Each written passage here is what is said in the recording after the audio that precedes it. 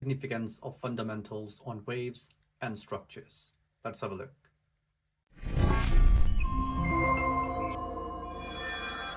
We trade waves.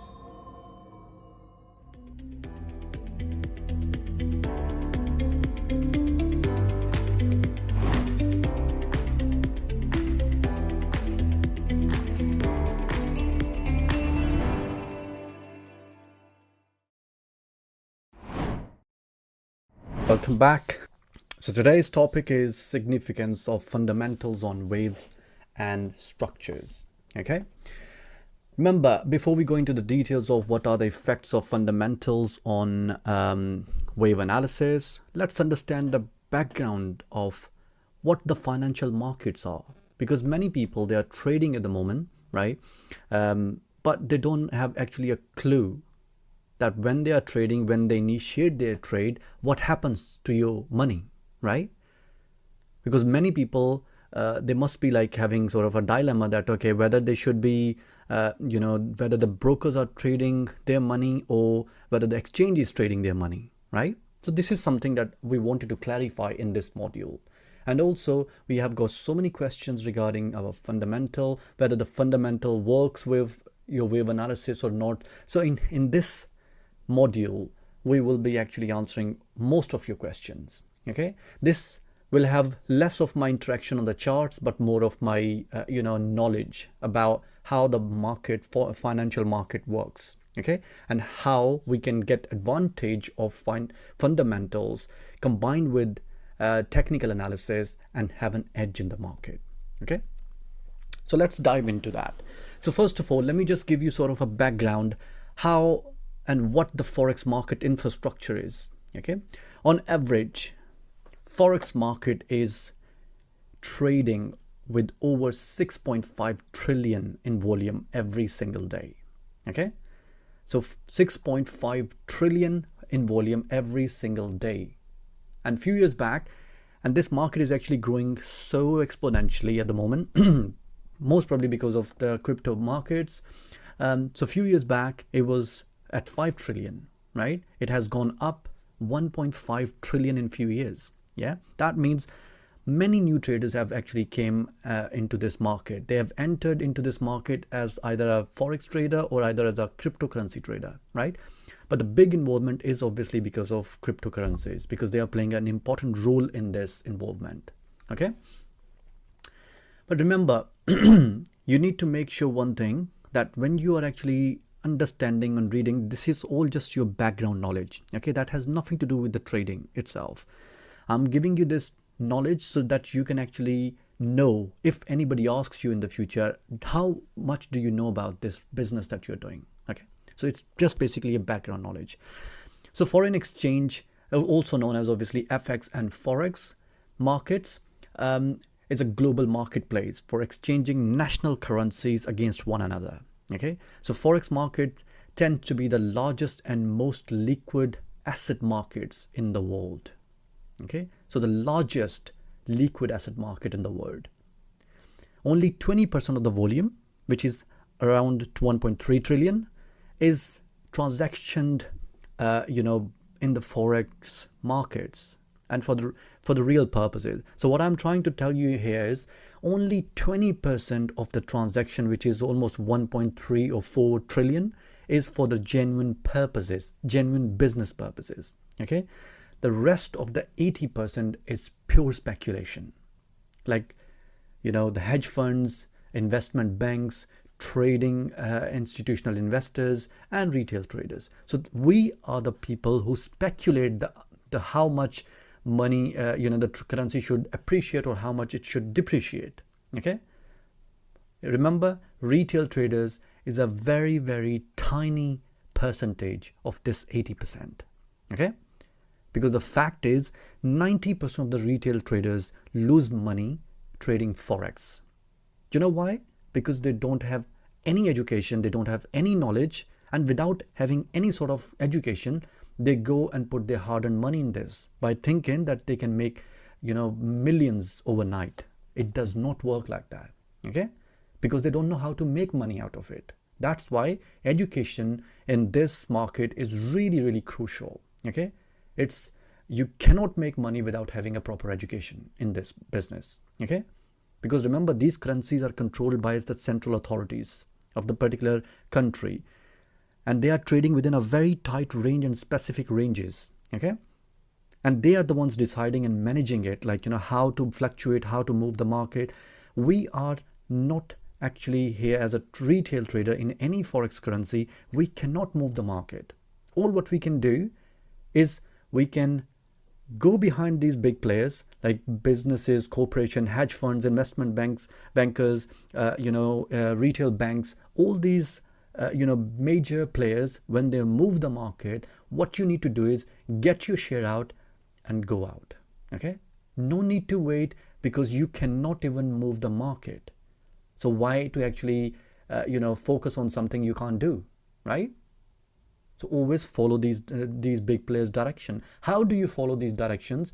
You need to know when they're about to move the market, and that's what you will learn in this course. Okay, those patterns, those structures, when they create, that's when we will let you know that, okay, now you would see that these structures are actually showing us their behavior when they are moving the market in the, totally reverse. Okay, or when they are trying to change the trend in the market. Okay, that's where you will be learning all this. Okay, now you must be wondering at the moment, if retail traders don't move the market, then who does, right? Let's go into the details of a little bit. I'm not going to go into too much detail, because it's not an economic class, right? It will be just only a bit of a touch, that to tell you guys that these people, when we talk about the big players, or anybody talks about the big players, these are the people who actually move the market. Okay, so for example, the first one would be businesses and corporation, right? They are really active in the forex markets through their treasury departments. Okay, they can't grow the business, right, without having a decent treasury department. For example, these corporations, when they have like their international offices, or they're trading with international businesses, they sort of fix their the conversion rate, so they don't lose money, right?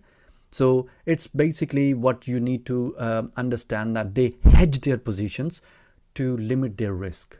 Okay, that's where they actually come into play, and they move the market. Okay, because when they are making a big sort of transaction, that will move the market. Yeah. Then the second one would be the hedge funds, right? They often trade correlation between the asset classes, and they mostly use liquid strategies to hedge the risk in their portfolios. Okay, so these are sort of, like I said to you, I'm not going into too much details, because the more I go into details, I can talk about these for hours, right? But I don't want to waste your time. You're here to learn how to trade, not how these hedge funds work. Okay, you can always Google them, but I'm just giving you a bit of an understanding and history how these market makers are actually playing a role in this. Okay, and then the investment banks, they deal exclusively in the forex market with large corporations, like pension funds, hedge funds, governments, family offices, etc. Right? They offer very sophisticated hedging facilities in forex. You must have heard about futures, forwards, and options contracts. So they are the ones basically offering those contracts, these investment banks. Okay, then we have retail banks. They are the ones dealing with SMEs, like small and medium-sized enterprises, and the retail clients, where you will see that many people, many brokers actually, they are offering you vanilla option, they are offering you binomial options. So these are the retail banks.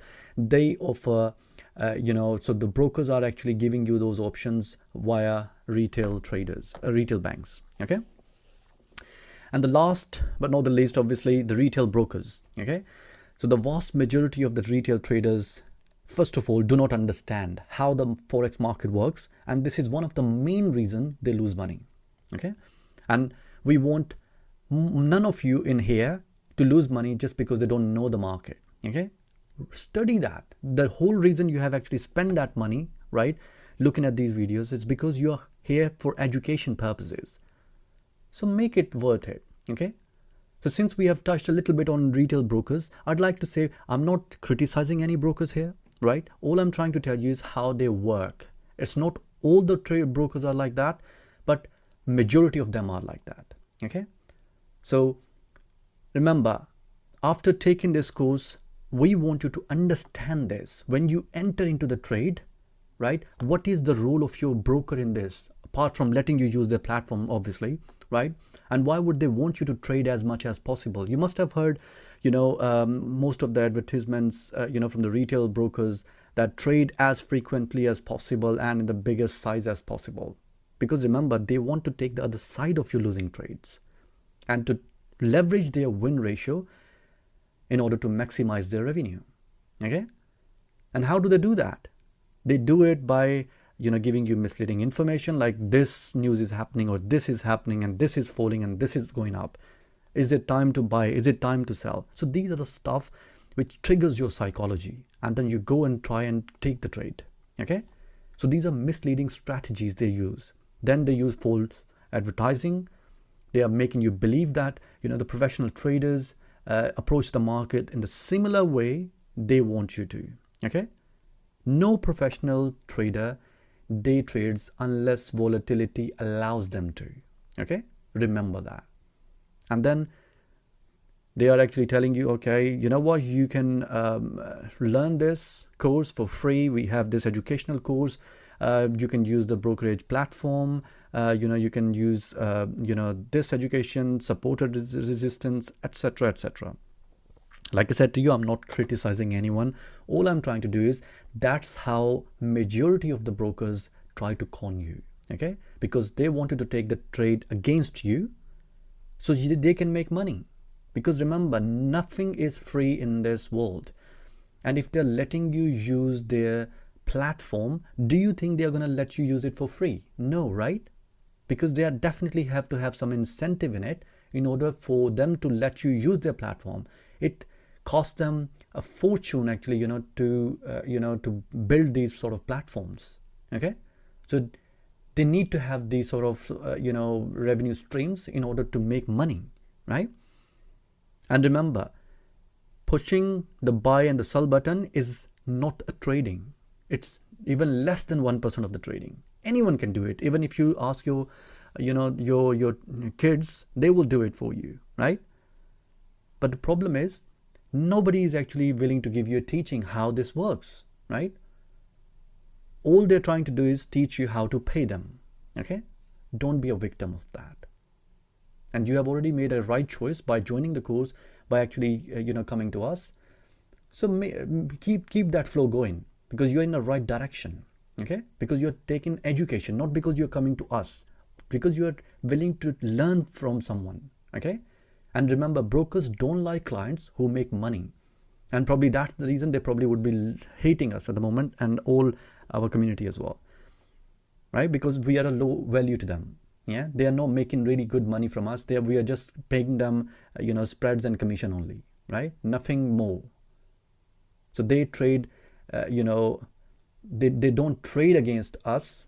They will be trading against those people who are actually not making money. Because if you start to make money, they will be losing, right? In this game, one has to lose, right? So if they're continuously losing, they will start to actually forward your trades to the exchange instead of trading against you. And that is what we want you to actually bear that in mind, that once you start making money, your brokers will start to hate you, right? They cannot do anything. They can't ask you to leave the platform. All what they can do is, they can be honest, and they can send you your trades to the exchange. So you are trading live with the exchange. Okay, and they can't trade against you because they can't see exactly who you are and what you're doing and what sort of history you have, because they will be just seeing one number against your account. Okay, but remember one thing: if you're not making money, your broker is going to trade against you, and there is no way to eradicate this. You cannot stop that. Okay, because unfortunately we don't have many options. These are the only brokers who actually allows retail traders to trade live. Okay, so bear that in mind. And I'm repeating again and again, I'm not criticizing, or we are not criticizing any system or any broker. This is just how it works. That's how the whole hierarchy is. okay? And everybody has to go through it, right? Right. That was just a brief introduction of Forex market, right? Now let's dive into today's topic. So the today's topic is significance of fundamentals on waves and structures. Okay, but before we dive into that, I want you to actually know, everybody is talking about fundamental analysis. What is this? What is fundamental analysis? Okay, so by definition, fundamental analysis is an approach to analyzing the market by taking into account factors as political, economic, social, and technological. Okay, in the short form, in the economics, if some of you have actually gone into the economics, any of the economics lecture, you must have heard this term called pest or pestle. Okay, so these are the factors: political, economic, social, and technological. These factors are affecting the market. Okay, and when they affect the market, they generate a volatility in the market. These factors tend to influence the supply and demand in the market. And what we are seeing in the chart here, it's all supply and demand. Okay, when the market is going down here, right, what you have less demand here, right, and you have more supply here. But when it starts to go back up here, where you have less supply and more demand, and that's the whole system, supply and demand. And political, economic, social, and technological factors, they are the ones affecting the supply and demand in this. Okay, bear that in mind, that every fundamental analysis is only affecting these 4 points. Okay, anyhow, political, it could be elections, economical, it could be any sort of catastrophic event came into the country, social, like you have this pandemic came through, technological, anything that a country has came up with, like you say, why do you think these countries were fighting for 5G, right? Because they knew that it will impact their economy. Okay, and this is what everybody is fighting for, to gain these 4 factors in their favor, so they can have economical and their GDP goes up, and then they can have financial benefits of it. Okay, so these are the fundamental factors. Now, how can we use it? So the fundamental analysis, basically, right, how we can use these fundamental analysis in our favor. Okay, first, this fundamental analysis is a study of economic development that can affect the value of currency, which I've just mentioned about using these 4 points, right? By understanding the fundamental analysis, you can understand, right? You can understand whether the economy or the currency is over or undervalued. What do I mean by that? Okay, I meant if your currency is undervalued, you know that it's already oversold, which means what you will be looking for is the structure to give you a buy setup, because it's already oversold, right? Because it's already undervalued. You are looking for a buy setup according to your structure. And when you have a trigger which will be actually giving you a volatility because of the fundamental factor, you should be in that buy, and vice versa. That's exactly the similar scenario when it's overvalued. Okay, because it's overbought, you should be looking for sell setups as long as your structure is finishing. Okay, now, so what's the difference between the fundamental analysis and technical analysis? So fundamental analysis was a study of analyzing the market into taking the factors such as pestle factors, right? Technical analysis, on the other hand, is the study of the history of the price, right? Used for the prediction of the future prices. What do I mean by that? So what we are trying to do here, we have actually looked at the chart. Why do you think we go monthly, weekly, daily, 4 hourly, and then take the trade, right? Because we are trying to predict the market by looking at the past history. Okay, we are predicting the human behavior. Did I say that in the last class to you guys in the trends, that what we are trying to read is the human behavior in here? Okay, and that behavior is basically plotted in the charts, right? And if you can read that behavior, you know that in the future that person or this person is going to react the same way. So that's how you would expect the market to actually behave. Okay, So if they have behaved in such a way, after making this pattern, market fell down. If we see this pattern, we know that after that we have an impulse coming, whether it comes back after this and then go back up, or whether it comes back this and then come back down. Okay, so this is a pattern, this is a behavior. Okay, and this is what we have predicted by reading the past history. Okay, so that's the technical analysis. So when you combine both technical analysis and fundamental analysis, you can build a bigger, clearer picture. And that's what we do here at We Trade Waves. Okay, so just giving you an example, right? Just giving you a simple example. If I'm expecting, let me just remove this drawings here. So if, for example, if I'm expecting market to go back up here, right? From here, let's assume that we are expecting a market to go back up. What I need to see, right? If I'm to combine these fundamental and technical analysis, what I want to see, let's assume this is a dollar. So it's a dollar CAD, right? I'm assuming that the monthly labor report that, will be issued shortly, let's say this week, right? If the unemployment rate falls, what I'm expecting dollar to shoot up, okay? Because I want the currency to appreciate. And what will be my basis on that fall, unemployment rate fall?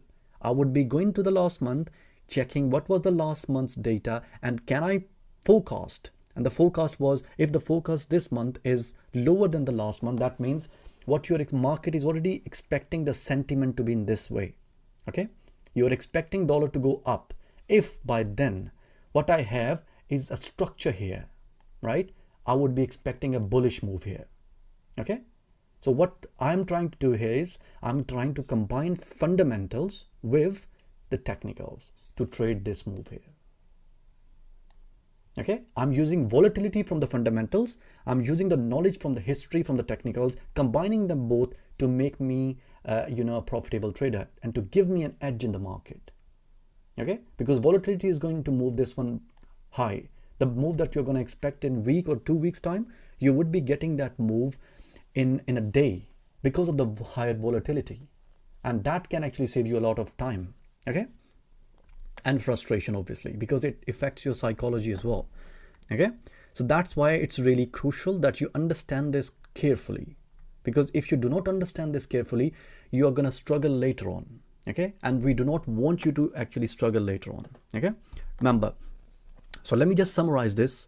What I've just said is, if you're expecting market to move in a certain direction, right, and your structure is allowing you to see that move happening, your fundamental news is telling you that this move will happen, because the fundamental analysis is showing you that it will be a bullish move coming, right? So when your technical analysis and when your fundamental analysis aligns, that's when you should enter into the trade, and you will have an edge in the market.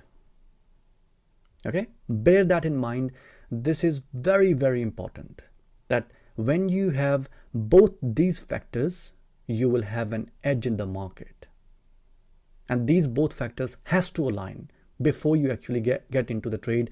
And if you want to trade news, okay, so this is what I'm trying to tell you. If you have a news coming in about, let's say, an hour or half an hour, you see the structure.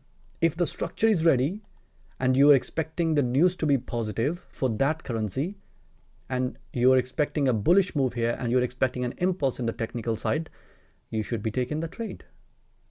Okay, and that's how it should be always. If technical analysis is telling you down, fundamental analysis is showing you a bullish movement in the currency, you should stay away, because market is going to either give a complex structure, or if your fundamental analysis or fundamental news is really, really powerful, market is going to give you a very, very bullish move, or market is going to go down big time, like Brexit, right, like interest rate, these sort of news. When these sort of news comes, when election comes, these sort of news takes over the technicals. Okay, just bear that in mind. Now, that was basically the difference between the fundamental analysis and the technical analysis. Now, what are the fundamental indicators that you can look at? Okay, because I've talked about unemployment rate already, but what are the factors that are more crucial than the others? Okay, you should be having that in mind. Like, okay, well, I'm actually expecting, because I'm a fundamental trader, I just need to look at the fundamental indicators. That's not enough. You need to combine both in order to have an edge in the market. Okay, so I'm just going to take you through, like briefly from these indicators, right, that you should be looking at when you have these sort of indicators or these news coming in. Always try and give attention to that, because they will have an impact in the structure. Okay, now, so the leading indicators are indicators that lead the economy. Okay, these are the indicators that we mostly look at in the fundamental analysis, right? So in each economic region, the only two participants of the private sectors are businesses and consumers. Okay, this is just only a small brief behind that, those indicators. Okay, so two participants who actually have an economic region as a whole, right, in the private sector, which are businesses and consumers, right? So we can look at businesses and consumer sentiment in countries in order to know the likelihood of inflation or deflation, right, in the future, and therefore policy response from central banks and the governments. Okay, so what are the important news that can impact the currency markets? Okay, let's dive into that one. So first of all, interest rates. You should always give attention to these sort of news. Interest rate, you need to keep an eye on them, right? Non-farm payrolls, where you will see that unemployment rate goes up or down. Okay, then you will have CPI, Consumer Price Index, that tells you the inflation, okay, of the country. And if you have any big political events, like I mentioned, election results, Brexit happening, or any sort of referendum coming, etc., etc. Okay, so these sort of bigger events will have an impact in the market. So without going into too much detail of these, you can Google these terms. I don't want to actually, go into detail, explain what the interest rates are, what the non-farm payrolls are. These are very self-explanatory. When you go to Google them, you will be able to actually easily get them. Okay. But remember one thing, in a low interest rate environment, money will always be cheaper. Okay. And the currency will lose its value. It will depreciate quickly. Okay. So in a higher interest rate environment, money will always be expensive and it will be scarce, right? And the currency will be increasing in value. Like I mentioned earlier, it's all about supply and demand, right? The more the supply, the less the demand. Okay, the less the supply, the more the demand. Okay, and that's exactly the same principle